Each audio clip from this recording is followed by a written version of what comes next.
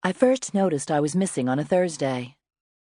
Red and I had already been for our walk, and he went to sleep on the bath mat while I was taking my shower. Red is a Cairn Terrier. He's bath mat size.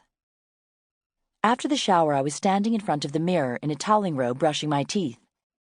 When I looked up, I was gone. It didn't startle me at first, not exactly. I thought it was just some trick of the light, a fog that had built up on the mirror. But when I wiped my sleeve over the medicine cabinet, I still wasn't there. My toothbrush was there, floating by itself several inches out from the cuff of my robe. And the robe was there, the collar and shoulders filling out the bottom of the mirror's frame.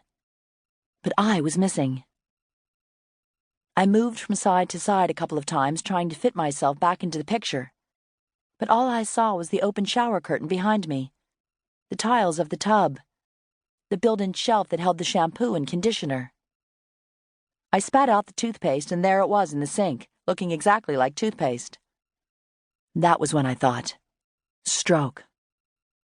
Pieces of my vision were missing, even though I couldn't imagine what kind of stroke would just remove a face, a neck, a hand.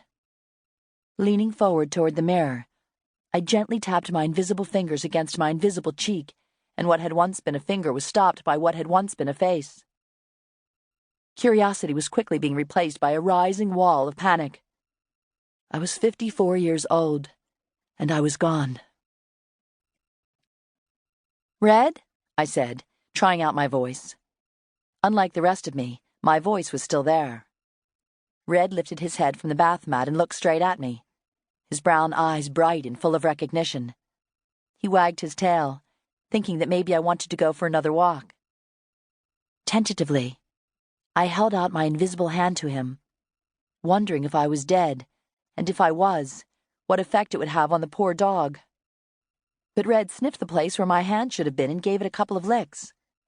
I felt the rough wash of his tongue working over my phantom wrist, which I took to be a good sign, and so I went back to the mirror again. Still not there.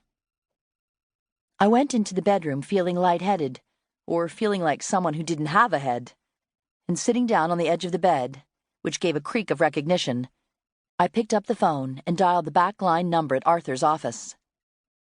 I suppose that any day one finds oneself to be invisible was not going to shape up to be a lucky day, so when Arthur's nurse, Mary, answered, I shouldn't have been surprised. Arthur has 3 nurses, and getting Mary on the phone was the definite equivalent of drawing the short straw. "Dr. Hobart's office," she said, impatient from the start. "Mary? It's Clover. I need to speak to Arthur." I was struggling not to hyperventilate. I could see her shaking her head. "He's in with a patient. Is there something I can help you with?" Maybe she thought I was calling in regard to a sick child, even though she knew that Nick was 23 and Evie was 20. "Can you get him for me?" "He has patients waiting in all 5 of the exam rooms, with 14 more in the waiting room." Her voice was both flat and brisk. "He's in with the mayor's wife now. Their 2nd grader has a rash. It could be a tick bite. We've got a vomiting toddler in room 3 and a first-time mother in room 1 who has brought in a week's worth of used diapers that she has been refrigerating because she thinks this stool is inconsistent." "I get it," I said, though there was nothing even notable about her report. This was Arthur's day, all day, every day, from the minute he walked in the door of his office until the minute he left. And even when he left, much of his work managed to follow him home. I understood it was her job to protect him in any way possible, to use herself to create a human shield between him and the world. But I never did appreciate the fact that she applied that same shield against me. I almost never called the office. "Is it an emergency?" Mary asked. "It is." "Okay," she said, but I could tell she had already been distracted.